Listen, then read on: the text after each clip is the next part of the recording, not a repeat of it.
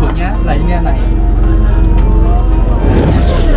Sri Lokeswara, namanya Sri Lokeswara, Dharma Wangsa, Airlangga, Nanta Wikramotungga Dewa. Jadi nama rajanya adalah Prakaihalu Sri Lokeswara, Dharma Wangsa, Airlangga, Nanta Wikramotungga Dewa. Kalau misalkan sebelum-sebelumnya kita belajar Ujung Galuh itu letaknya di mana sih? Itu dari pendapat orang, pendapat kajian. Nah, sekarang hari ini monggo kita belajar Ujung Galuh dari sumber aslinya.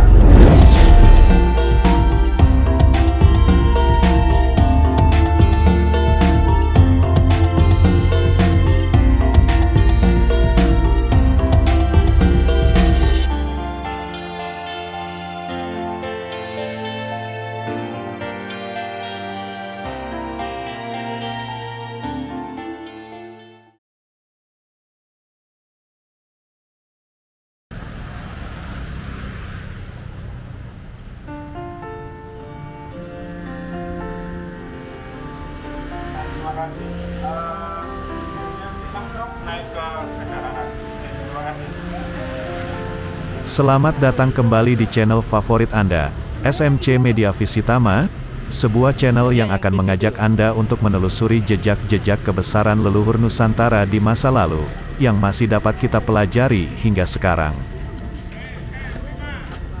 Kali ini, kita akan berjalan melangkahkan kaki ke sebuah tempat yang menyimpan catatan penting dari para leluhur Nusantara. Catatan itu berasal dari Raja Airlangga, yang memerintah di Kerajaan Kahuripan, sekitar 1000 tahun yang lalu. Bersama tim Sinau Aksara Jawa Kuno dan komunitas sejarah Sidoarjo masa kuno, kita akan menuju seputar kota Krian, tepatnya di Dusun Klagen, Desa Tropodo, Kecamatan Krian, Kabupaten Sidoarjo, Jawa Timur. Sinau Aksara Jawa Kuno adalah kegiatan yang diprakarsai oleh komunitas Sidoarjo masa kuno dan Rumah Budaya Malik Ibrahim Sidoarjo. Setiap bulan secara rutin mengadakan acara Sinau Aksara Jawa Kuno. Kali ini tim liputan SMC Media Visitama mendapat kesempatan untuk menuju ke berbagai tempat bersejarah yang ada di seputar kota Sidoarjo.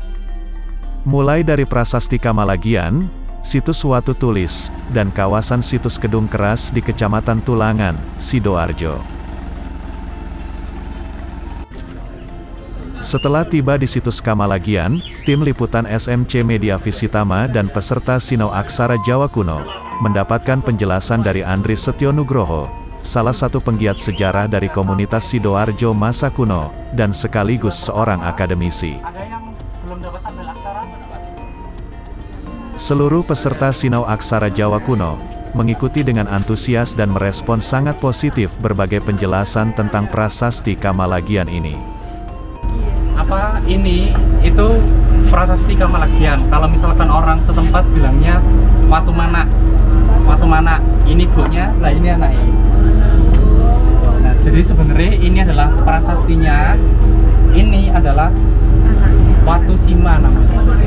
Watu Sima. Watu Sima itu adalah batu pembatas tanah. Jadi dulu ketika ini ditetapkan sebagai Sima, ada gandengan batu-batu seperti ini. Gitu. Biasanya perlengkapan seperti ini itu adalah perlengkapan upacara. Biasanya ada dua ketika sebuah Sima itu ditetapkan. Ada namanya Sang Hyang Watu Pulumpang sama Sang Hyang Watu Teas. Gitu. Nah, Sang Hyang Watu Pulumpang dan Sang Hyang Watu Teas itu adalah seperangkat upacara yang juga itu digunakan sebagai legitimasi dalam menetapkan Sima. Nah, di pertemuan Aksara Jawa Kuno sebelumnya sudah pernah kita bahas bagaimana proses penetapan tanah Sima. Di antaranya manetek guluning hayam, terus mamantingaken hantlui watu Sima atau watu pelumpang. Artinya apa? Memotong leher ayam dan membanting telur di watu Sima atau watu pelumpang. Nah, watu Sima itu bentuknya seperti ini. Biasanya ada diletakkan di setiap penjuru batas Sima itu. Upacara Sapata itu ya? Iya. Sapata. Nah, dalam pertemuan Sapata kemarin kan ada Iya, ya. ada. Di setiap pembuatan prasasti selalu ada upacara itu.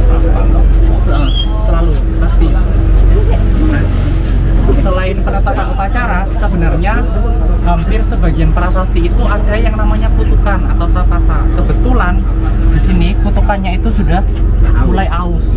Gak mandi. Gak mandi ya. Aus ya. Tahun 10. Monggo yang udah ikut kelas silakan bicara angka tahunnya. Nah, berapa Kintan berapa? 109. Berapa? 09. Ya kalau di Masehi kan 1037. Tapi sakanya 959. Ya angkanya betul. Mungkin beberapa kemarin ada yang tertarik dari posternya ya, mencari ujung galuh di Kamalagian kan gitu kan. Nah inilah yang mau satu-satunya, ya bukan satu-satunya ya, kebetulan ini yang paling sering diperdebatkan masalah ujung galuh. Jadi kalau misalkan ya monggo Bu, kalau misalkan sebelum-sebelumnya kita belajar ujung galuh itu letaknya di mana sih? Itu dari pendapat orang, pendapat kajian. Nah sekarang hari ini monggo kita belajar ujung galuh dari sumber aslinya. Jadi biar tahu kira-kira ujung galuh itu apa dan lokasinya di mana. Apakah ada di hulu, ada di hilir, kan begitu kan perdebatannya. Selama ini kan yang diperdebatkan ujung galuh itu ada di hulu ataukah ada di hilir.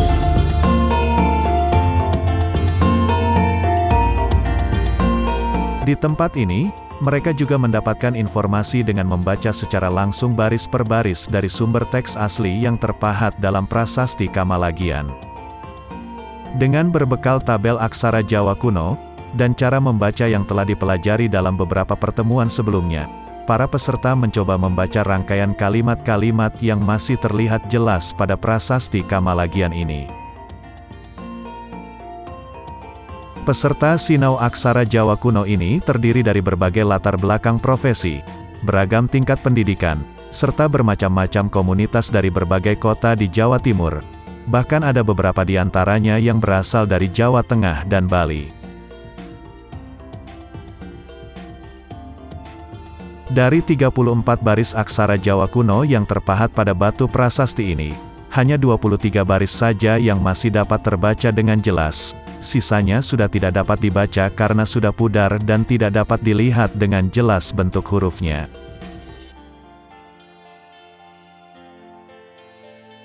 Sejenak marilah kita ikuti, bagaimana proses dan suasana sinau aksara Jawa kuno di situs prasasti Kamalagian ini. Swasti, selamat. Syaka, warsa, kita. Selamat, tahun kata, telak. Sampai, ini angka tahunnya, tahun berapa? 959. 959. Apa lo berdua? Apa nih kita? Margasira masa, bulan Margasira.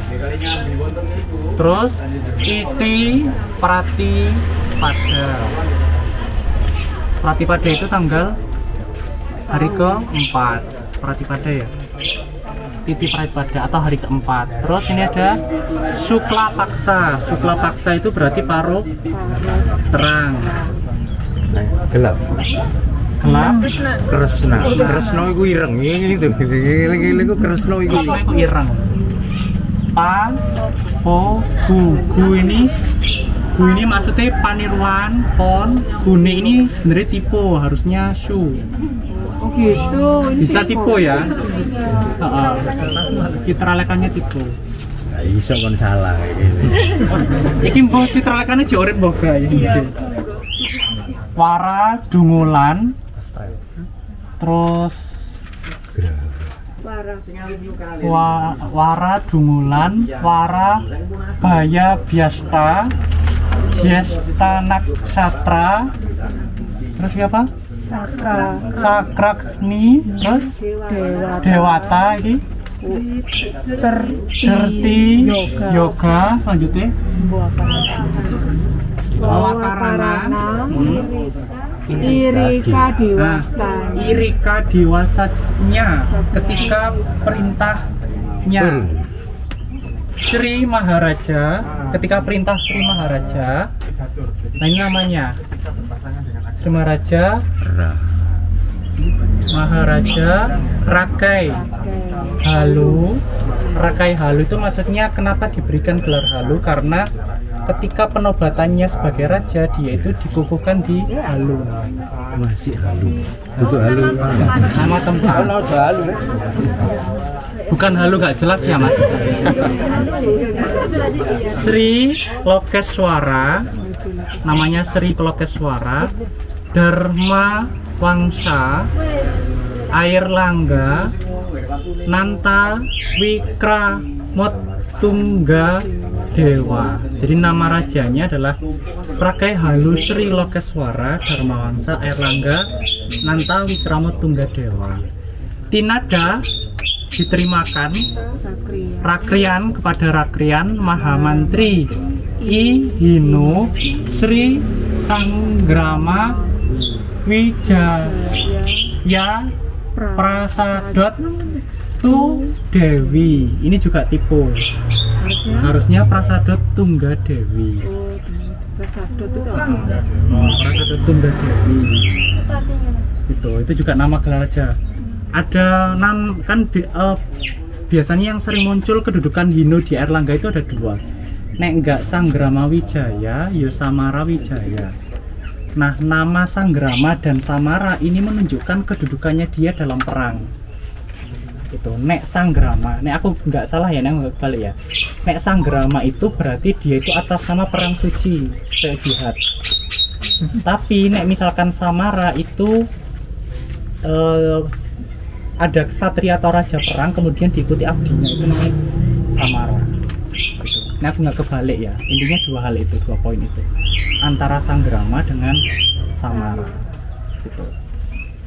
Umingsor I turun kepada, diturunkan lagi. Jadi perintahnya Sri Airlangga itu diterimakan kepada Rakai Hinu, kemudian diturunkan lagi kepada pejabat di bawahnya. Namanya siapa? Biasanya namanya Narotama. Ya kan? Ya, Narotama. Kali ini ada Nasura. Biasanya Narotama, Janasura gitu. Janasura itu siapa? Oh, yang ini ya Narotama. Ya, Narotama. Terus kemudian Ipingsornya turunnya, Ipingsornya Sri Maharaja, turunnya perintah Sri Maharaja, kumonakan nikam Rama Jataka I Kamalagya. Itu diturunkan atau sebabnya Rama Jataka di Kamalagyan. Sapasuk Tani Kabeh, Sapasuk Tani Kabeh termasuk desa-desa semuanya di sekitarnya. Oke. Tani Watok. Ini apa Mbak?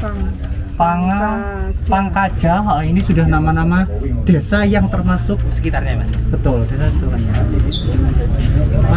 Masuk daerah sini. Itu maksudnya anugerah Sri Maharaja ini diterimakan kepada penduduk Kamalagyan, Tani Kamalagyan, plus Sapasuk termasuk daerah-daerah tani di sekitarnya.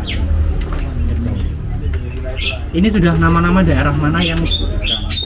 Nah, kemudian mana tuh? Makaja, Atagan, Kelpurambai, terus ini gawe ma satu. Gawe itu maksudnya adalah pekerjaan wajib. Ma itu bernilai emas atau masa satu. Jadi pekerjaan wajib bernilai satu masa satuannya. Satuannya apa di sini? Apakah perak atau emas? Mas. Ma su. Berarti ini gawe emas senilai satu masa su suwarna berapa ini? Gitu. Dan seterusnya sawah. Jadi dia itu awalnya penduduk sini itu berkewajiban melaksanakan gawe atau pekerjaan wajib bagi raja senilai berapa tadi gitu. Biasanya apa? Biasanya yang di sini itu adalah untuk tujuan pertanian agraris toh. Ya, betul. Dan seterusnya. Drabya Haji itu adalah kepemilikan raja namanya. Drabya Haji. Ning gaga itu adalah sejenis pertanian kering. Padi gago, betul. Kebon Terus kemudian Paserehan.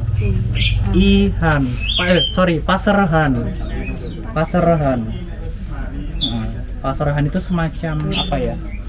Ya pokoknya lahan-lahan semacam itulah mungkin. Kemudian Tekari, Luah itu sungai. Teka itu sampai pada sungai. Rene itu rawa, tepi-tepi. Terus Walu-wulu, Prakara, kabeh, Pindah, Samudaya, dan seterusnya.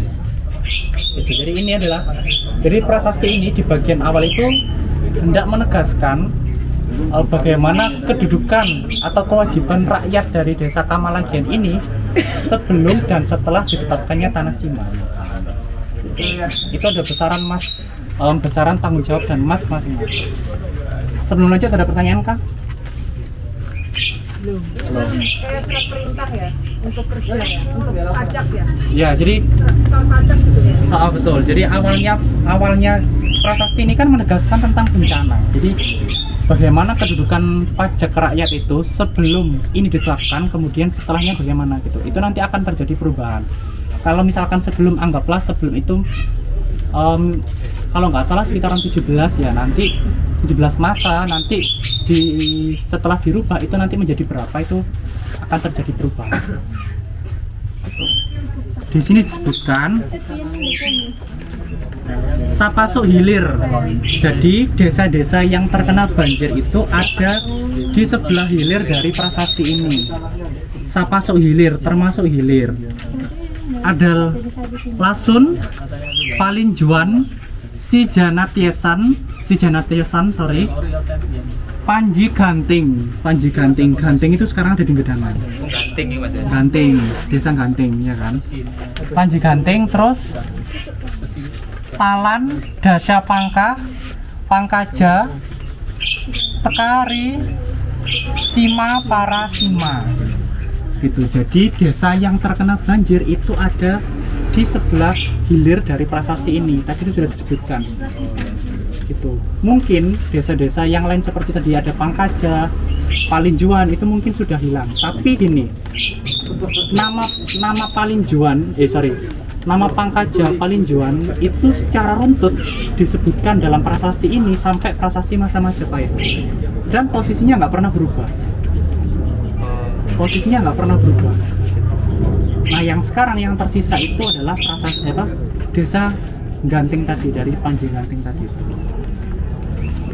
Itu desa-desa yang terkena banjir di kawasan Delta. Di sebelah hilir dari prasasti ini. Jadi ngapunten Mas, tadi daerah sini sungai besar dulu ya, daerah sini kira-kira.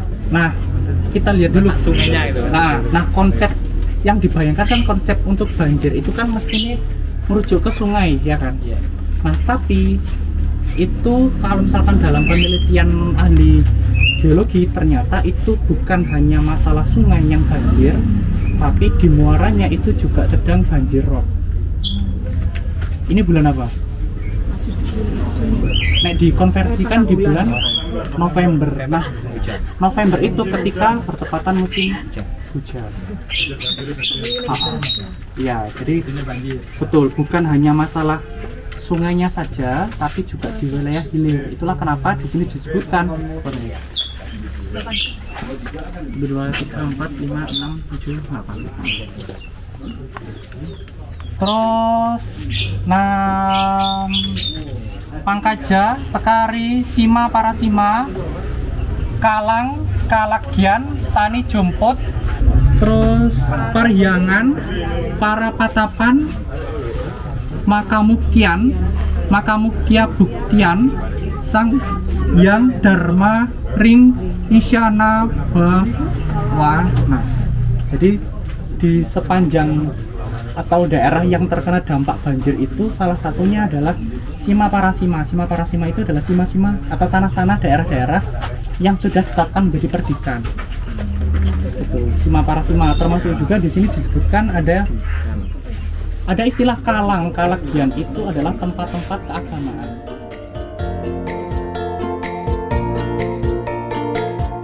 Demikianlah perjalanan kita kali ini bersama-sama dengan komunitas Sidoarjo masa kuno dalam rangkaian acara Sinau Aksara Jawa Kuno di Prasasti Kamalagian yang terletak di Dusun Klagen, Desa Tropodo, Kecamatan Krian, Kabupaten Sidoarjo, Jawa Timur.